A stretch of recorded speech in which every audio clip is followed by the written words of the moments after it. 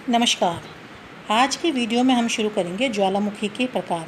कल हमने ज्वालामुखी के विषय में बताया था, साथ ही साथ ये भी बताया था कि ज्वालामुखी उद्गार के क्या कारण हैं और इनसे निकले पदार्थ में कौन कौन से पदार्थ हमें पढ़ने होते हैं। तो आज हम शुरू करेंगे ज्वालामुखी के प्रकार। विश्व में कई प्रकार के ज्वालामुखी पाए जाते हैं। ज्वालामुखी से निकले पदार्थ उनके उद्गार के आधार पर उनकी आकृति में भी अंतर पाया जाता है। सन 1908 में लोक्रोई ने ज्वालामुखी उद्गार के आधार पर 1944 में कॉटन ने निष्कासित पदार्थों की भिन्नता के आधार पर ज्वालामुखी का वर्णन किया था। सामान्यतः ज्वालामुखी के उद्गार की प्रकृति तथा उद्गार की अवधि के आधार पर इन्हें वर्गीकृत किया जाता है। जैसे कि मैंने उक्त लिखित तालिका में आपको बताया है कि ज्वालामुखी उद्गार के स्वरूप के अनुसार और ज्वालामुखी उद्गार के समय के अनुसार इनके दो भाग होते हैं। नंबर 1 केंद्रीय उद्गार वाले ज्वालामुखी और दरारी उद्गार वाले ज्वालामुखी। दूसरे वर्गीकरण में 3 प्रकार के होते हैं समय के अनुसार: सक्रिय अथवा जागृत, प्रसुप्त और शांत। इसी तरीके से हम इनका फर्दर और क्लासिफिकेशन करते हैं। तो फर्दर क्लासिफिकेशन में हवाई तुल्य, स्ट्रम्बोली, वॉल्केनो तुल्य, विषुविशियस तुल्य, पीली तुल्य और प्लिनी तुल्य का नाम इसके अंतर्गत आता है। ये जितने 6 नाम मैंने आपको बताए, यह दरारी उद्गार वाले ज्वालामुखी कहलाते हैं। अब हमें डिस्कस करना है कि ज्वालामुखी के उद्गार के स्वरूप के अनुसार इनका क्या वर्गीकरण है। तो लोक्रोई ने ज्वालामुखी उद्गार के स्वरूप के आधार पर निम्नलिखित 2 वर्गों को ज्वालामुखी वर्ग बताए हैं: केंद्रीय उद्गार वाले ज्वालामुखी और दरारी उद्गार वाले ज्वालामुखी। केंद्रीय उद्गार वाले ज्वालामुखी वो होते हैं जिन ज्वालामुखियों में उद्गार सक्रिय लंबी नली या द्रोणी से होता है, उन्हें केंद्रीय उद्गार वाले ज्वालामुखी कहते हैं। इनके मुख का व्यास 30 से लेकर 36 मीटर होता है और मुख का आकार गोल या लगभग गोल होता है। इस नली या द्रोणी या वीवर या क्रेटर से लावा, गैस तथा विखंडित पदार्थ बड़ी तीव्रता से निकलते हैं। ज्वालामुखी विस्फोट के समय भयंकर आवाज़ें आती हैं तथा लावा और गैस काफ़ी ऊंचाई तक आकाश में जाता है। वाष्प, गैस एवं धुएं की अधिकता के कारण आकाश में घने काले बादल छाए जाते हैं। यह ज्वालामुखी अधिक विनाशकारी होते हैं। केंद्रीय उद्गार वाले ज्वालामुखियों को निम्नलिखित भागों में आगे बांटा गया है। नंबर 1 हवाई तुल्य ज्वालामुखी। हवाई तुल्य ज्वालामुखी सबसे पहले आता है इसमें हवाई तुल्य ज्वालामुखी। इन ज्वालामुखियों के उद्गार में तरल लावा की प्रधानता होती है और गैस की तीव्रता में भी कमी होती है, अतः इसका उद्गार शांत रूप से होता है। इनका लावा गर्तनुमा क्रेटर में बनी लावा की झीलों से निकलता है। विखंडित पदार्थों की मात्रा नगण्य होती है। उद्गार से निकले लावा के छोटे छोटे लाल पिंड गैस के साथ हवा में ऊपर उछाल दिए जाते हैं, जो केशों की भांति दिखाई देते हैं।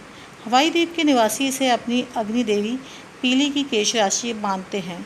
हवाई द्वीप के मोनोला ज्वालामुखी इसी प्रकार का है। दूसरा वर्गीकरण है स्ट्रम्बोली तुल्य जलवायु। हवाई तुल्य जलवायु की अपेक्षा इनका उद्गार तीव्र गति से होता है और जब कभी लावा एवं गैसों के मार्ग में अवरोध आता है तो भयंकर विस्फोट होता है। इसका लावा अपेक्षाकृत सघन व भारी होता है। इसमें तरल लावा के कुछ विखंडित पदार्थ जैसे स्कोरिया, धूल, ज्वालामुखी बम आदि भी निकलते हैं।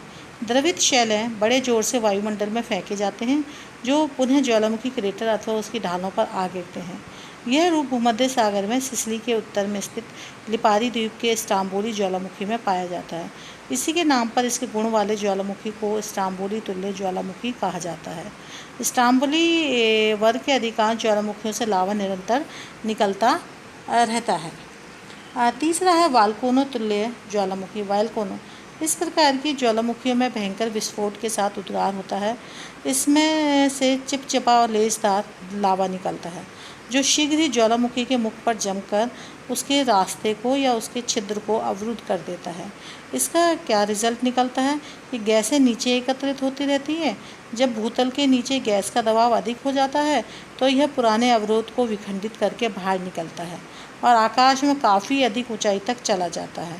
गैस तथा धूल की विशाल राशि से बने ज्वालामुखी बादल फूल गोभी जैसे दिखाई देते हैं। इनका नामकरण भी भूमध्य सागर में स्थित लिपारी द्वीप के प्रसिद्ध ज्वालामुखी वॉल्केनो के आधार पर किया गया है। चौथा है विसुवियस तुल्य ज्वालामुखी। यह स्ट्रोम्बोली तथा वॉल्केनो ज्वालामुखियों से अधिक विस्फोटक एवं विनाशकारी होता है। गैसों की तीव्रता के कारण निष्कासित लावा आकाश में अधिक ऊंचाई पर चला जाता है और गैस व धूल से इतने घने बादल छा जाते हैं कि उनमें कुछ भी दिखाई नहीं देता। इसमें लावा काफ़ी पतला होता है जो धरातल पर काफ़ी दूर तक फैल जाता है। सर्वप्रथम इस प्रकार के उद्गार इटली के विसुवियस में हुआ था और इसी के लक्षणों के आधार पर इसे हम विसुवियस तुल्य ज्वालामुखी कहते हैं। नेक्स्ट है हमारा 5th नंबर पे हम बात करेंगे पिलियन। पिलियन जैसा कि इसके नाम से लगता है कि ये सबसे भयंकर विस्फोटक तथा विनाशकारी होते हैं। इनसे निकला लावा सबसे अधिक चिपचिपा एवं लेसदार होता है, जिस कारण यह उद्गार के समय ज्वालामुखी नली में लावा की कठोर परत जम जाती है। अगले उद्गार के समय गैसें भयंकर विस्फोट के साथ लावा की परत को तोड़ती हुई धरातल पर प्रकट होती हैं। इसमें सबसे अधिक विखंडित पदार्थ एवं लावा निकलता है। दीप्त गैसों के कारण ज्वालामुखी द्वारा निर्मित बादल हमेशा प्रकाशयुक्त हो जाता है। और अगर हम इसका सबसे पहले एग्जाम्पल देखना चाहें तो 8 जुलाई 1902 को पश्चिमी द्वीप समूह पर पीली ज्वालामुखी का भीषण उद्गार हुआ था। इसी कारण यह भीषण उद्गार वाले ज्वालामुखी को पिलियन ज्वालामुखी कहते हैं। इनकी प्रमुख विशेषता यह है कि इनके उद्गार से पहले का बना शंकु अथवा गुंबद पूर्णतः अथवा आंशिक रूप से नष्ट हो जाता है। क्रेटो द्वीप जावा तथा सुमात्रा के बीच सूंडा जलडमरू मध्य में स्थित है। क्रेटोकाव इस द्वीप में सन 1883 में विस्फोट ने पर्वत शिखर उड़ा दिया था। विस्फोट से 15 मीटर ऊंची तरंगों का जन्म हुआ था। पिलियन तुल्य ज्वालामुखी जिसमें दरारी उद्गार वाले ज्वालामुखी आते हैं।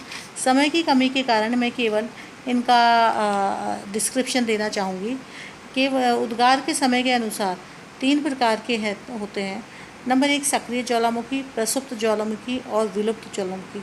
कल हम आपको ज्वालामुखी भूदृश्य पढ़ाएंगे और उसी में इन तीनों को भी मैं एक्सप्लेन करूँगी, क्योंकि सक्रिय ज्वालामुखी वो ज्वालामुखी होते हैं जो कि हमेशा सक्रिय रहते हैं। तो इसका सबसे बड़ा उदाहरण है स्ट्रोम्बोली, जो कि भूमध्य सागर में